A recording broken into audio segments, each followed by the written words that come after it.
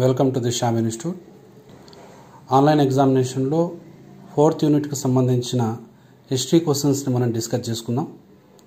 Question number 56, భక్తి ఉద్యమకారులు వారి జన్మస్థలాలను జతపరచము అని అడగడం జరిగింది. భక్తి ఉద్యమకారుల్లో చైతన్యుడు బెంగాల్లోని నవద్వీపం అను గ్రామంలో జన్మించాడు. చైతన్యుడు బెంగాల్లో భక్తి ఉద్యమాన్ని ప్రారంభించాడు. ఆదిశంకరాచార్యుడు కేరళలోని కలాడి అను గ్రామంలో జన్మించాడు. జగద్గురు ఆదిశంకరాచార్యులు అద్వైత సిద్ధాంతాన్ని ప్రారంభించాడు. అద్వైతం అనగా రెండు కానిది. ఆదిశంకరాచార్యుని ప్రకారం ఆత్మ పరమాత్మ వేరువేరు కాదు. ఈ ఆత్మ పరమాత్మ వేరువేరు కాదు అను సిద్ధాంతాన్ని అద్వైతం అని అంటారు. జ్ఞానేశ్వరుడు మహారాష్ట్రలో జన్మించాడు. జ్ఞానేశ్వరుడు మహారాష్ట్రలో భక్తి ఉద్యమాన్ని ప్రారంభించాడు. జ్ఞానేశ్వరుడు మరాఠీలో జ్ఞానేశ్వరి అను గ్రంథాన్ని రచించాడు. జ్ఞానేశ్వరి అను గ్రంథం మరాఠీలో రచించబడిన భగవద్గీతపై వ్యాఖ్యానం. జ్ఞానేశ్వరి అను ఈ గ్రంథాన్ని భావార్థి దీపిక అని కూడా అంటారు. శ్రీమాన్ రామానుజాచార్యుడు తమిళనాడులో జన్మించాడు. రామానుజాచార్యుడు విశిష్టాద్వైతాన్ని ప్రారంభించాడు. శ్రీమాన్ రామానుజాచార్యుడు తమిళనాడులోని శ్రీరంగంలోని రంగనాథ స్వామి ఆలయంలో పూజారిగా ఉండేవాడు. చోళ చక్రవర్తుల ఇబ్బందుల వల్ల మహారాష్ట్రలోని పండరీపురానికి వలస వెళ్ళి అక్కడి నుంచి వైష్ణవ సిద్ధాంతాన్ని అభివృద్ధిపరిచాడు. శ్రీమాన్ రామానుజాచార్య భగవంతుని గురించి సత్యం, శివం, సుందరం అని వ్యాఖ్యానించేవాడు. భగవంతుడు ఉన్నాడనేది సత్యం. భగవంతుడు శివంతో ఉన్నాడు. శివం అంటే కరుణ. భగవంతుడు బహు సుందరంగా ఉన్నాడు. క్వశ్చన్ నెంబర్ 57, సూఫీ భక్తి ఉద్యమకారులు వారి సమాధులను గురించి అడగడం జరిగింది. సూఫీ భక్తి ఉద్యమకారులు భారతదేశ చరిత్రలో హిందూ ముస్లింల మధ్యన ఐకమత్యం కోసం ప్రయత్నించారు. సూఫీ భక్తి ఉద్యమకారుల సమాధులను దర్గాలు అని అంటారు. సూఫీ భక్తి ఉద్యమకారుల సమాధులు భారతదేశంలో అత్యంత ప్రసిద్ధిగాంచినవి.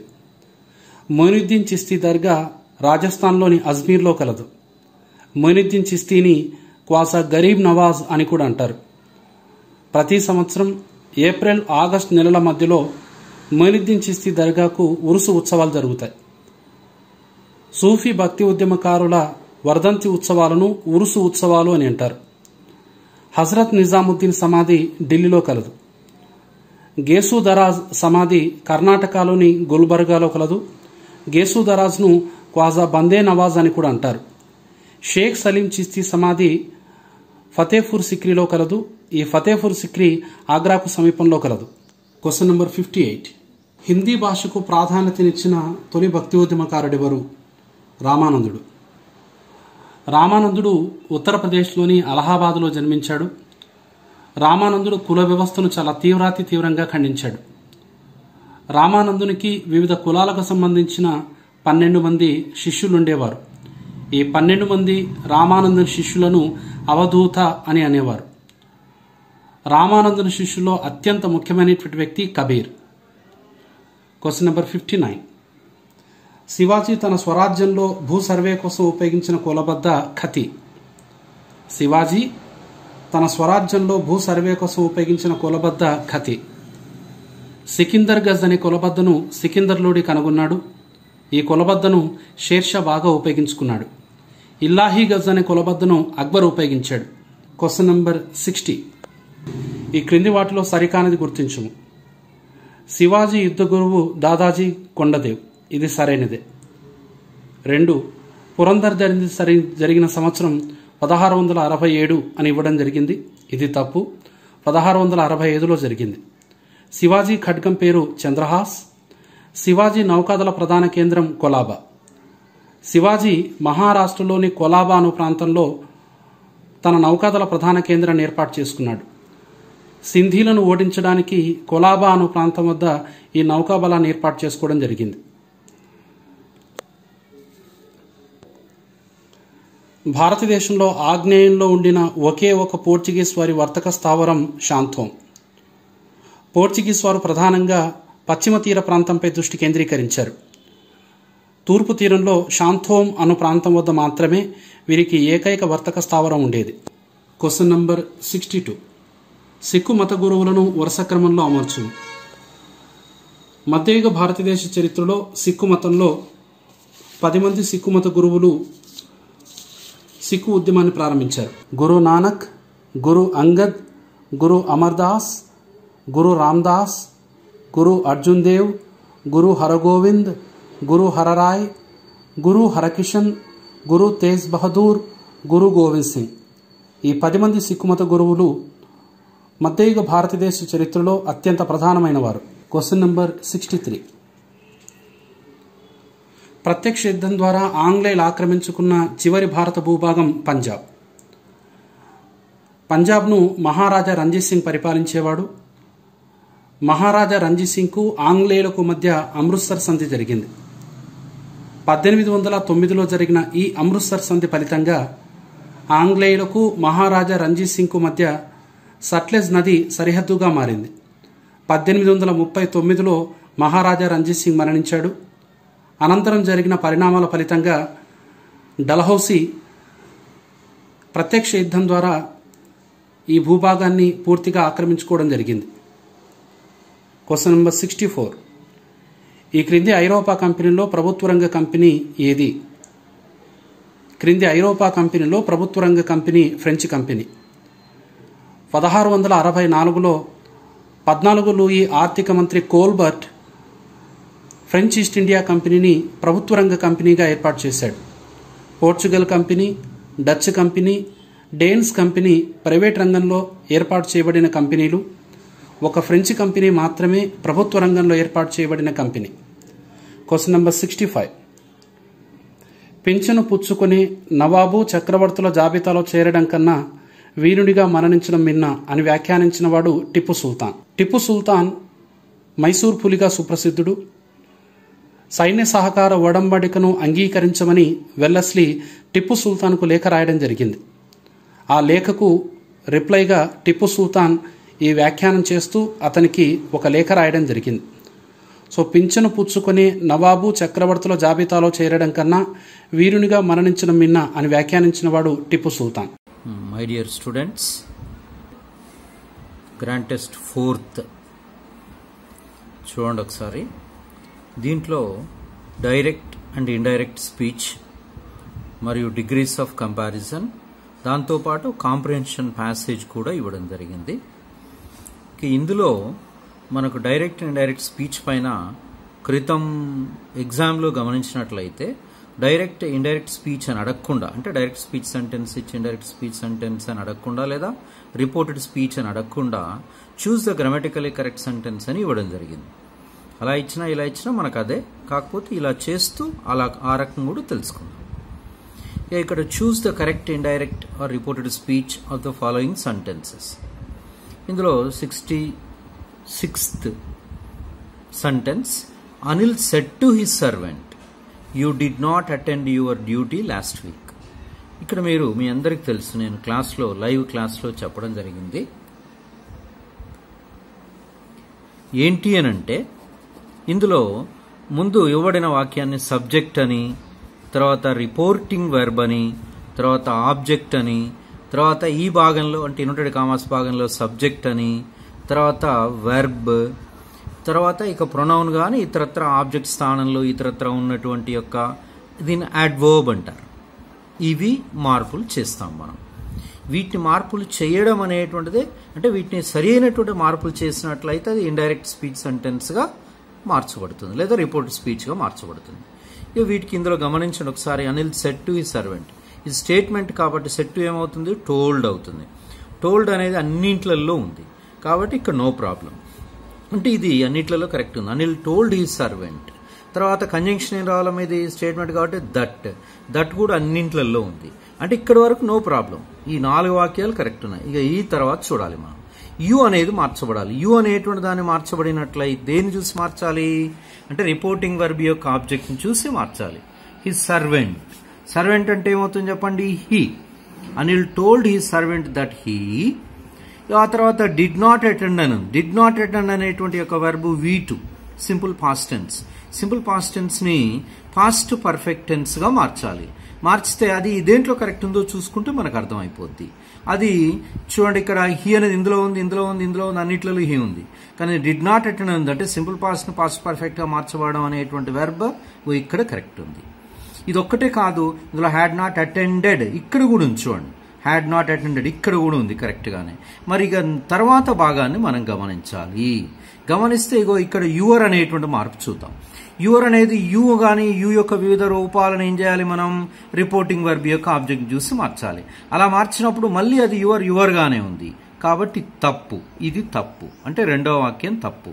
ఇక మిగిలింది ఏం చెప్పండి, Anil told his servant that he had not attended his duty last week. Last week అనేటువంటిది ఉంది. మరి లాస్ట్ వీక్ అనేటువంటిది ఉన్నట్లయితే ఇది తప్పు అవుతుంది ఈ భాగం.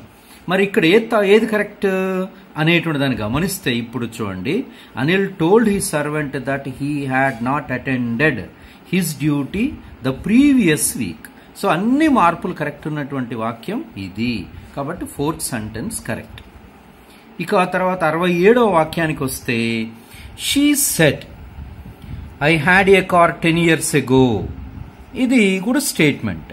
షీ సెడ్ దట్, దట్ అనే కంజంక్షన్ తర్వాత ఐ అనేటువంటిది మార్చాలి, హ్యాడ్ అనే వెర్బ్ను మార్చాలి. దీంట్లో మార్పులు చూడండి, ఇవి మార్పులు. ముందు మనం మార్పులను గుర్తించాలి. ఇది వెర్బ్, ఇది సబ్జెక్ట్, ఇక్కడ సబ్జెక్ట్, ఇది రిపోర్టింగ్ వెర్బ్. ఇలా మార్పులను గుర్తించాం. షీ సెడ్ దట్ అన్నింట్లలో ఇది ఇలా ఉంది కరెక్ట్. ఐ అనేది ఏమవ్వాలి, రిపోర్టింగ్ వెర్బ్ యొక్క సబ్జెక్ట్ చూసి మార్చుతాం అంటే షీ, అన్నిట్లలో కూడా షీ ఉంది. ఇంతవరకు కరెక్ట్. ఇక హ్యాడ్ అనేది ఏం చెప్పండి, V2. V2 అంటే ఏ టెన్స్ లో రావాలనుకున్నాం మనం, పాస్ట్ పర్ఫెక్ట్. మరి ఇక్కడ had plus V3. Had plus V3 అంటే హ్యాడ్ అదే హెల్పింగ్ వెర్బ్, హ్యాడ్ అనే హెల్పింగ్ వెర్బ్ వస్తుంది. V3 హ్యాడ్ యొక్క V3 ఏంటి, అదే హ్యాడ్. కాబట్టి షీ హ్యాడ్ అంటే ఇక్కడ కరెక్ట్ ఉంది verb. She had a car 10 years. ఎగో అనేది మార్చబడాలి బిఫోర్. ఇది కూడా కరెక్ట్ ఉంది కాబట్టి ఇక మూడో వాక్యం కరెక్ట్. మరి ఇది పైది ఇక్కడ హ్యాజ్ అనే వెర్బ్ తప్పు ఉంది కాబట్టి తప్పు. తర్వాత రెండో వాక్యంలో హ్యాడ్ అనే సింపుల్ పాస్ట్ ఉంది కాబట్టి తప్పు. ఇక నాలుగో వాక్యంలో she said that she has had present perfect ఉంది కాబట్టి ఇది తప్పు. ఇలా మనం ఇది గుర్తించవచ్చు. ఇక ఆ తర్వాత 68వ వాక్యానికి వస్తే, I said to Vani. I అనేటువంటిది ఏంటంటే ఇక్కడ సబ్జెక్ట్, సెడ్ టు అనేటువంటిది రిపోర్టింగ్ వెర్బ్, వాణి అనేటువంటిది object. Will you lend me A pencil. ఇది ఇంట్రాగేటివ్ సెంటెన్స్ ఇవ్వడం జరిగింది. క్వశ్చన్, విల్ అనేది హెల్పింగ్ వెర్బ్, యూ అనేది సబ్జెక్ట్, లెండ్ అనేటువంటిది మెయిన్ వెర్బ్, మీ అనేది ఆబ్జెక్ట్. ఇది ఇవ్వబడినటువంటి వాక్యం. దీన్ని మనం మార్చితే క్వశ్చన్ కాబట్టి ఏమని వస్తుంది, రిపోర్టింగ్ వెర్బ్ ఆస్క్డ్ అని ఉండాలి కాబట్టి మూడిట్లలో కరెక్ట్ ఉంది. అంటే ఇక్కడ నాలుగో వాక్యం కాదని ఇక్కడే తేలిపోతుంది, నాలుగవది కాదు. ఆ ఆస్క్డ్ అని మూడిట్లలో ఆన్సర్ ఉంది. మరి దీంట్లో ఇది వెర్బ్తో మొదలైంది కాబట్టి ఇఫ్ అనేది కంజంక్షన్ వస్తుంది. మూడిట్లలో ఇఫ్ ఉంది, ఇక్కడ కరెక్టే. యు అనే సబ్జెక్ట్ ని మనం మార్చితే దేని చూసి మార్చాలి, రిపోర్టింగ్ వెర్బ్ యొక్క ఆబ్జెక్ట్ ని చూసి మార్చాలి. మార్చితే ఏమవుతుంది, షీ అవుతుంది, వాణి కాబట్టి షీ అవుతుంది. సో అప్పుడు రెండవది కాదు. ఎందుకని కాదు, ఐ అనేది ఉంది కాబట్టి ఇది కాదు. ఇక మొదటి వాక్యం కానీ మూడో వాక్యం కానీ కరెక్ట్ అవ్వాలి. మరి ఇందులో ఏది కరెక్ట్, విల్ లెండ్ అనేది ఏమవ్వాలి, వుడ్ లెండ్ అవ్వాలి.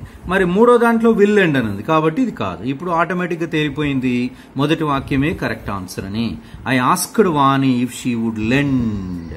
మీ అనేది ఉన్నది చూడండి, మీ అనేది రిపోర్టింగ్ వెర్బ్ యొక్క సబ్జెక్ట్ చూసి మార్చితే అది మార్పు ఏమి చెందదు కాబట్టి అలానే ఉంటుంది. ఇది ఇండైరెక్ట్ స్పీచ్ లో, రిపోర్ట్ స్పీచ్ లో ఫుల్ స్టాప్ రావాలి కాబట్టి మొదటి ఆప్షన్ కరెక్ట్. రైట్. ఇక 69వ వాక్యానికి వస్తే, the teacher said to the boy why didn't you finish the homework. The teacher said to, ఇది కూడా ఇంట్రాగేటివ్ సెంటెన్స్ కాబట్టి ఏం రావాలి, ఆస్క్డ్. కాబట్టి ఇక్కడ ఇది ద టీచర్ అనేది ఏంటి, సబ్జెక్ట్, సెడ్ టు అనేది రిపోర్టింగ్ వెర్బ్, ద బాయ్ అనేది ఆబ్జెక్ట్, వై అనేది క్వశ్చన్ వర్డ్, డిడెంట్ ఫినిష్ అనేది వెర్బ్, యు అనేది సబ్జెక్ట్. రైట్. దీన్ని మనం మార్చినట్లయితే ద టీచర్ ఆస్క్డ్, అన్నిట్లలో ఆస్క్డ్ ఉంది కాబట్టి ఇక్కడ వరకు ఓకే. తర్వాత వై అనే ఇంట్రాగేటివ్ వర్డ్ ఉంది కాబట్టి వై అనే ఇంట్రాగేటివ్ వర్డే రావాలి. వై అనే ఇంట్రాగేటివ్ వర్డ్ వచ్చిన తర్వాత యు అనేటువంటి దాన్ని మనం దేంతో చూసి మార్చాలి అన్నట్టు రిపోర్టింగ్ వెర్బ్ యొక్క ఆబ్జెక్ట్. ఆబ్జెక్ట్ ఏముంది ఇక్కడ, ద బాయ్. ద బాయ్ అంటే ఏం రావాలి, హీ. ఇది మొదటి దాంట్లో ఐ అని ఉంది కాబట్టి ఇది తప్పు. రెండో వాక్యంలో హీ ఉంది, తర్వాత మూడో వాక్యంలో హీ ఉంది, నాలుగో వాక్యంలో హీ ఉంది. ఇప్పుడు ఇందులో ఏది కరెక్ట్ చూడాలి అంటే నెక్స్ట్ వెర్బ్ చూడాలి. డిడెంట్ ఫినిష్ అని ఉంది, సింపుల్ పాస్ట్. సింపుల్ పాస్ట్ ఎందులో మార్చాలి? Past perfect. పాస్ట్ పర్ఫెక్ట్ లో మార్చితే హ్యాడెంట్ ఫినిష్డ్, ఇక్కడ వెర్బ్ ఇది కరెక్ట్ ఉంది, సబ్జెక్ట్ కరెక్ట్ ఉంది, వెర్బ్ కరెక్ట్ ఉంది. ఇందులో హ్యాడెంట్ ఫినిష్డ్, ఇక్కడ కూడా వెర్బ్ కరెక్ట్ ఉంది రెండో దాంట్లో కూడా. మరి మూడో దాంట్లో హ్యాజంట్ ఫినిష్డ్ అని ఉంది కాబట్టి తప్పు, ఈ తప్పు. మరి నాలుగో దాంట్లో డిడెంట్ ఫినిష్ అని ఉంది, తప్పు. ఇక ఇక్కడ మనకు మిగిలింది ఏం చెప్పండి? రెండో వాక్యమే మీకు ఏది కరెక్ట్ గా తెలిసిపోయింది, కరెక్ట్ అనేటువంటిది. ఇక్కడ వెర్బ్ కరెక్ట్ ఉంది కానీ సబ్జెక్ట్ తప్పు ఉంది కాబట్టి ఫినిష్డ్ ద హోంవర్క్. అంటే ఇది the teacher asked the boy why he hadn't finished the homework. ఏది ఇక్కడ సబ్జెక్ట్ కరెక్ట్ ఉంది, వెర్బ్ కరెక్ట్ గా మార్చబడినటువంటి యొక్క వాక్యం ఇదే కరెక్ట్ ఉంది, రెండో ఆప్షన్ కరెక్ట్. ఇక ఆ తర్వాత 70వ వాక్యాన్ని చూడండి. Choose the grammatically correct sentence. మన క్రితం ఎగ్జామ్ లో ఇలా అడిగారు, అంటే ఇండైరెక్ట్ స్పీచ్ లేదా రిపోర్టెడ్ స్పీచ్ వాక్యాలు 4 ఇచ్చి అందులో ఏది కరెక్ట్ ఉందో చూడమంటారు. అంటే జాగ్రత్తగా ఈ వాక్యాలను గమనిస్తే తెలిసిపోతుంది. ఇందులో ద పోలీస్ అనేది ఏం చెప్పండి? సబ్జెక్ట్. ఆస్క్డ్ అనేటువంటిది రిపోర్టింగ్ వెర్బ్, REV అంటాం. ద థీఫ్ అనేది ఆబ్జెక్ట్. వేర్ అనేది ఉంది అంటే ఇంట్రాగేటివ్ వర్డ్. తర్వాత ఏం రావాలి? సబ్జెక్ట్. తర్వాత ఏం రావాలి? వెర్బ్. అంటే సబ్జెక్ట్, వెర్బ్, తర్వాత ఆబ్జెక్ట్. రైట్. ఇప్పుడు ఈ వాక్యాలను మనం గమనిస్తే ఇక్కడ మీరు బాగా గమనించండి. ఆస్క్డ్ అనేటువంటిది మూడిట్లలో ఉంది, 4వ వాక్యాలు ఎంక్వైర్డ్ అని ఉంది. పోలీస్ అంటే ఎంక్వైర్డ్ అని చూసి కన్ఫ్యూజన్ గురి కావచ్చు కాబట్టి జాగ్రత్తగా చూద్దాం. మిగతా భాగాలను మిగతా మార్పులను చూస్తే మనకు తెలిసిపోద్ది. ద థీఫ్, వేర్ అన్నిట్లలో కూడా ఉంది, ఇంతవరకు ఇది కరెక్టే. తర్వాత ఏం రావాలి ఇక్కడ అంటే హీ అనేది ఉండాలి. హీ అనేది ఉండాలి అని అంటే ఇక్కడ వేర్ తర్వాత సబ్జెక్ట్ రావాలి. మరి ఇక్కడ హెల్పింగ్ వెర్బ్ వచ్చింది కాబట్టి రెండో వాక్యం కాదు, రెండో ఆప్షన్ కాదు. ఇక మొదటిది కానీ, మూడవది కానీ, 4వది కానీ. మరి ఇది మొదటిది అనేటువంటి దాన్ని గమనిస్తే హ్యాడ్ స్టోలెన్ ఉంది, పాస్ట్ పర్ఫెక్ట్ ఉంది, దట్ ఆర్నమెంట్ అని ఉంది. ఇది కరెక్ట్. ఎందుకు కరెక్ట్ చెప్తా చూడండి. ఆస్క్డ్ అనేటువంటి యొక్క రిపోర్టింగ్ వర్బ్ సింపుల్ పాస్ట్ లో ఉంది కాబట్టి ఇక్కడ వచ్చే వర్బ్ కూడా పాస్ట్ టెన్స్ లో ఉండాలి. అంటే హ్యాడ్ స్టోలెన్, ఇది కరెక్ట్. మరి ఇది మూడో దాంట్లో ఏముంది? హ్యాస్ స్టోలెన్ ఉంది, అంటే ప్రజెంట్ పర్ఫెక్ట్ ఉంది కాబట్టి ఇది తప్పు. మూడో వాక్యం ఇక్కడ వెర్బ్ ప్రకారం తేలింది. మరి 4వ వాక్యం ఎందుకు తప్పు? స్టోలెన్ ఉంది. సింపుల్ పాస్ట్ ఉన్నప్పుడు సింపుల్ పాస్ట్ అంటే ముందు జరిగిపోయిన పని మనం పాస్ట్ పర్ఫెక్ట్ టెన్స్ లో చెప్పాలి కాబట్టి ఆ రూల్ ప్రకారం ఇది 4వ తప్పు. కాబట్టి ఇక్కడ మనకు అన్ని మార్పులు కరెక్ట్ ఉన్నటువంటిది మొదటి వాక్యమే కరెక్ట్ గా ఉంది. ఇది. ఇక ఆ తర్వాత 71వ వాక్యాన్ని గమనించినట్లయితే మనం choose the grammatically correct sentence. The teacher set that. ఇది కూడా చూడండి, అన్నిట్లలో the teacher set that, the teacher set that అని ఇవ్వడం జరిగింది. ఇచ్చి ద ఎర్త్ మూవ్డ్ అంటే అరౌండ్ ద సన్ ఉంది. అంటే యూనివర్సల్ ట్రూత్ ఇచ్చారు, ఇక్కడ యూనివర్సల్ ట్రూత్ ఇచ్చారు. యూనివర్సల్ ట్రూత్ ఇచ్చినప్పుడు ఇక్కడ ఉన్నటువంటి భాగంలో ఉన్నటువంటి యొక్క వెర్బ్ సింపుల్ ప్రజెంట్ టెన్స్ లోనే ఉండాలి కానీ వేరే టెన్స్లలో ఉండకూడదు. ఆ రూల్ ప్రకారం గమనిద్దాం మనం. ఇవంతా ఓకే గానీ ఇక్కడ ఉన్నటువంటి భాగంలోని వెర్బ్, ఇది వెర్బ్, ఇది V2లో ఉంది కాబట్టి తప్పు. ఇక్కడ moves simple present tense V1 ఉంది, ఇది ఓకే. తర్వాత వెర్బ్ విల్ మూవ్ అని ఉంది, సింపుల్ ఫ్యూచర్ ఉంది, తప్పు క్లియర్ గా. తర్వాత వుడ్ మూవ్ అని ఉంది వెర్బ్, ఇది తప్పు. అంటే కరెక్ట్ గా ఉన్నటువంటిది రెండో వాక్యము. The teacher said that the earth moves around the sun. Universal truth indirect speech లోకి మార్చినప్పుడు మార్పు అనేటువంటిది జరగదు కాబట్టి అలానే సింపుల్ ప్రజెంట్ లో ఉండాలి. డియర్ స్టూడెంట్స్, 72వ వాక్యం చూడండి. No other slum in Asia is so thickly populated as Dharavi అని ఉంది. ఇది డిగ్రీస్ ఆఫ్ కంపారిజన్ నుంచి ఇవ్వబడింది. టైప్ 1. టైప్ 1 ప్లస్ నో అదర్తో వాక్యం ప్రారంభమైంది కాబట్టి ఇది PD. ఇక దీన్ని మనం ఎందులోకి మార్చమన్నాడు? Choose the correct comparative degree అని ఇచ్చాడు. CDలోకి మార్చమన్నాడు. మరి CDలోకి మార్చమన్నప్పుడు CD స్ట్రక్చర్ ఎలా ఉంటుంది? వాక్య నిర్మాణం subject plus verb, subject plus verb. అంటే ఇది కంపారేటివ్ డిగ్రీ సెంటెన్స్ యొక్క స్ట్రక్చర్ ఎలా ఉంటుందంటే subject plus verb plus CDADJ plus ఈ రకమైన స్ట్రక్చర్ ఉంటుంది. ప్లస్ దాన్ ఎనీ అదర్, టైప్ 1 కాబట్టి దాన్ ఎనీ అదర్ రావాలి. Than any other plus object రావాలి. ఇది స్ట్రక్చర్. ఈ రకమైన స్ట్రక్చర్ ఎందులో ఉందో చూద్దాం. ఇది మనం సబ్జెక్ట్ ప్లస్ వెర్బ్ అన్నిటిలో ఉంది కాబట్టి ఇంతవరకు ఓకే. కానీ మొదటి వాక్యంలో వన్ ఆఫ్ ద మోస్ట్ అని ఉంది, అంటే ఇది సూపర్లేటివ్ డిగ్రీలో వచ్చేది ఉంది కాబట్టి మొదటిది తప్పు. రెండవ దాంట్లో కూడా the most thickly populated superlative వచ్చేది కాబట్టి ఇది తప్పు. ఇక ఆన్సర్ 3లో కానీ 4లో కానీ ఉండాలి. 3లో 4లో కంపేర్ డిగ్రీ ఇక్కడ చూడండి, subject plus verb, subject plus verb. ఈ రెండిట్లలో మోర్ థిక్లీ పాపులేటెడ్ CDADJ ఉంది, కాబట్టి ఇంతవరకు కరెక్ట్. మరి తర్వాత ఏం రావాలి, దాన్ ఎనీ అదర్ రావాలనుకున్నాం టైప్ 1. దాన్ మెనీ అదర్ ఉంది దేంట్లో థర్డ్ ఆప్షన్లో, కాబట్టి తప్పు. మరి దాన్ ఎనీ అదర్ ఎందులో ఉంది, ఫోర్త్ ఆప్షన్లో ఉంది, కాబట్టి ఫోర్త్ ఆప్షనే కరెక్ట్. ఈ రకంగా మనం గమనించాలి. రైట్. ఇక ఆ తర్వాత 73వ వాక్యాన్ని చూడండి. ఈ 73వ వాక్యాన్ని చూసినట్లయితే some girls are at least as clever as Ramya అని ఉంది. దీంట్లో choose the correct superlative degree అని ఉంది.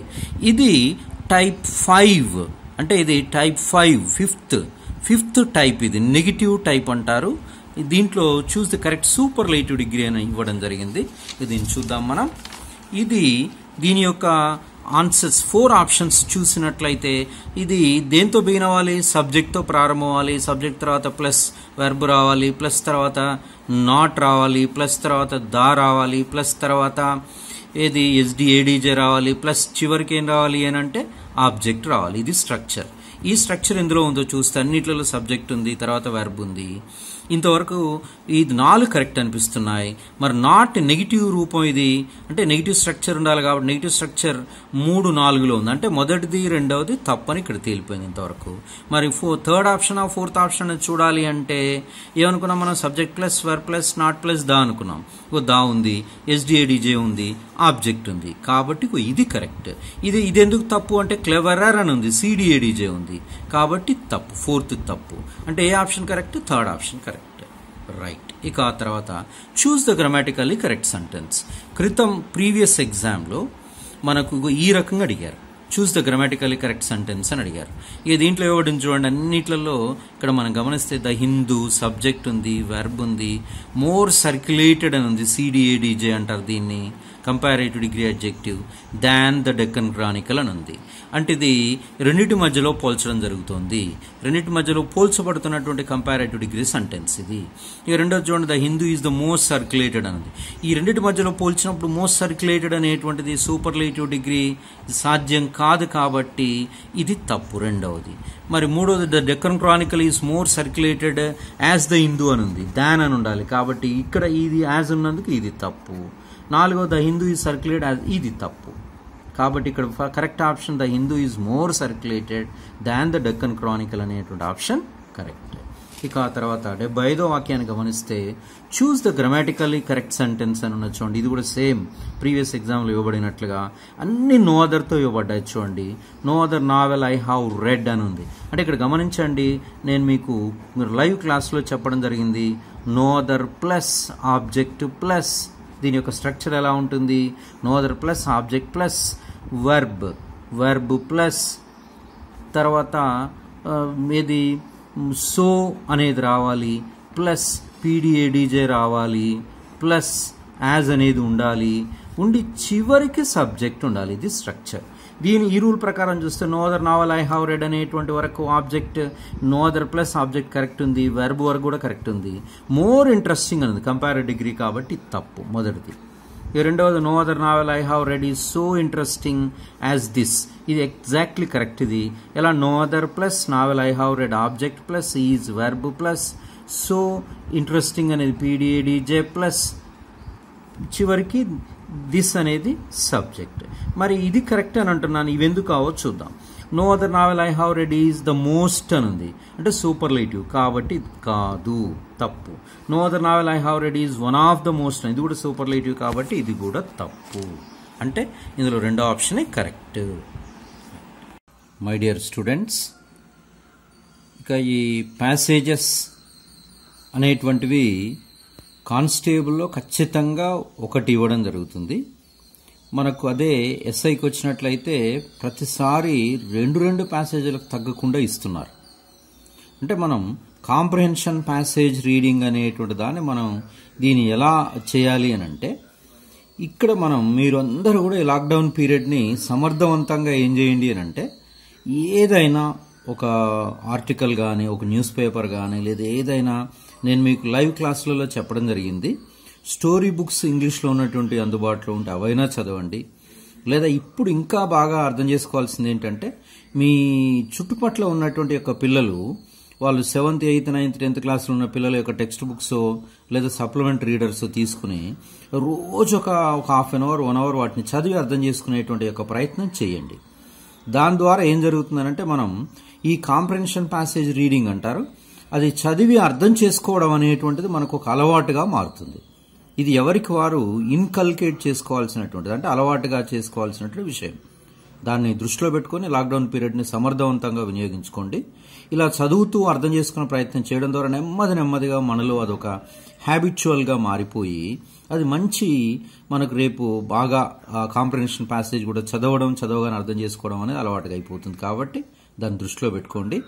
ఇక ఇప్పుడు మనం ప్యాసేజ్కి వచ్చినట్లయితే ఒకసారి నేను క్వశ్చన్స్, ఫస్ట్ క్వశ్చన్ చూడండి. అంటే కాంప్రహెన్షన్ ప్యాసేజ్ క్రింద ఉన్నటువంటి యొక్క ఫస్ట్ క్వశ్చన్ ఇది. They prefer carving pathways because అని క్వశ్చన్ ఉందమ్మా. కర్వింగ్ అంటే వంపు తిరిగి ఉండడం, పాత్వేస్ అంటే దారులు. ఈ ప్రిఫర్ అంటే ఎంపిక చేసుకోవడం. వాళ్ళు వంపు తిరిగి ఉండేటువంటి యొక్క మార్గాలను ఎందుకు ప్రిఫర్ చేస్తారు, ఎందుకు ప్రాధాన్యతనిస్తారు అనేటువంటి దానికి ఆన్సర్ ఫస్ట్ ఆప్షన్ ఆన్సర్. ఇది మనం చదివినట్లయితే ఆటోమేటిక్గా అర్థమవుతుంది. ఏంటి first option? Good spirits walk on them అని ఉంది. ఒకసారి మనం ఈ ప్యాసేజ్ పైన దృష్టి పెట్టినట్లయితే అది the use of carving pathways rather than lines for instance. This feature springs from the belief that only evil travels in straight lines. Straight lines పైన ఈవిల్స్, ఏది చెడు ఉంటుందని, గుడ్ ఫోర్సెస్ టెన్ టు వాండర్, అక్కడ మంచి అనేటువంటిది కర్వింగ్ పాత్వేస్ పైన ఉంటుందనేటువంటిది ఈ అర్థం, ఈ రెండు వాక్యాల యొక్క అర్థం. దాన్ని బట్టి మనం ఇది గుర్తించాం. ఇక ఆ తర్వాత అబండెన్స్ అనేటువంటిది మీరు సినోనిమ్స్ యాంటోనిమ్స్ లో చదివితే మీకు ఐడియా ఉండవచ్చు. దీని అర్థం ఏంటంటే చాలినంత అని అర్థం, అంటే ప్లెంటీ అనేది ఇక్కడ ఆప్షన్, సి ఆప్షన్ కరెక్ట్. ఇక ఆ తర్వాత third one, the Japanese parents plant A sapling at the time of birth of a child because the Japanese parents, జపాన్లోని తల్లిదండ్రులట ప్లాంట్ ఏ సాప్లింగ్ అంటే మొక్కను నాటుతారు at the time of birth of a child, అంటే పిల్లవాడు పుట్టగానే జన్మించగానే మొక్కను నాటుతారట. ఎందుకనగా, బికాజ్. ఎందుకనగా అంటే దీనికి ఆప్షన్ ఫోర్త్ ఆప్షన్ అమ్మా. It is closely associated with the growth of the child. ఏంటంటే ఆ పిల్లవాడి యొక్క ఎదుగుదలతో ఈ మొక్క ఎదుగుదలను చాలా దగ్గరగా వాళ్ళు పరిగణలోకి తీసుకుంటారు. కాబట్టి అంటే మొక్క యొక్క ఎదుగుదలను, ఈ పిల్లవాడి యొక్క ఎదుగుదలను రెండింటిని జీవం ఉన్నట్లుగా వాళ్ళు పరిగణలోకి తీసుకోవడం అనేటువంటిది చేయడం జరుగుతుంది. ఇది ఎక్కడుంది దీనికి ఆన్సర్ మనకు ఈ ప్యాసేజ్ లో చూడండి. Japan nature is said to be so closely intertwined with human life that parents actually plant a sapling in their garden when a child is born in the family. ఆ line లో answer ఉంది మనకి. ఇక చివరి question చూడండి. According to the passage the Japanese are. Passage ప్రకారం Japanese ఎలాంటి వారు అంటే ఏ lovers of nature. Lovers of nature అనేటువంటిది ఇక్కడ ఈ ఆప్షన్ కరెక్ట్ గా ఉంటుంది. దీంట్లో మిమ్మల్ని కన్ఫ్యూజ్ చేయడానికి ఫిలాసాఫికల్ అనే పదం ఉంది, ఇక్కడ మొదటి వాక్యంలో వచ్చింది, కానీ అది కాదమ్మా. ఇక చివరి క్వశ్చన్ గా the Japanese pathways tend to be. Pathways అంటే దారులు అని అర్థం. జపాన్లోని దారులు ఎలా ఉంటాయి అని అంటే కర్వ్డ్, అంటే వంపు తిరిగి ఉంటాయి. మనం మొదటి లైన్లోనే చదువుకున్నాను చూడండి. మొదటి ఇంత నేను మీకు చదివి చెప్పాను the use of curving pathways అని. అంటే దీని అర్థం ఏంటి? జపాన్లో వాళ్ళు ఉపయోగించే దారులు అనేటువంటివి వంపు తిరిగి ఉంటాయి అనేటువంటి దాన్ని మనం ఇలా అర్థం చేసుకున్నాం. ఇవి కాంప్రహెన్షన్ ప్యాసేజెస్. మనకి ఏ ప్యాసేజ్ ఇస్తారో తెలియదు, వాటికి సరైన సమాధానాలు మనం గుర్తించాలంటే ఒకటే మార్గం అమ్మ, బాగా చదవండి, ఇంగ్లీష్ని చదవండి. మీరు టెక్స్ట్ బుక్స్, పిల్లలు ఇంతకుముందు చెప్పినట్టుగా స్కూల్ పిల్లల టెక్స్ట్ బుక్స్ తీసుకుని వాటిని ఏది మీకు ఇంట్రెస్టింగ్ అనిపిస్తే ఆ ఇంగ్లీష్ పుస్తకంలోని ఆ పారాగ్రాఫ్ను, ఆ ఎస్సేనో, ఆర్టికల్నో, స్టోరీనో చదవండి. చదవడాన్ని అలవాటుగా చేసుకోండి. తద్వారా you will come to know the value of reading. Right. All the best.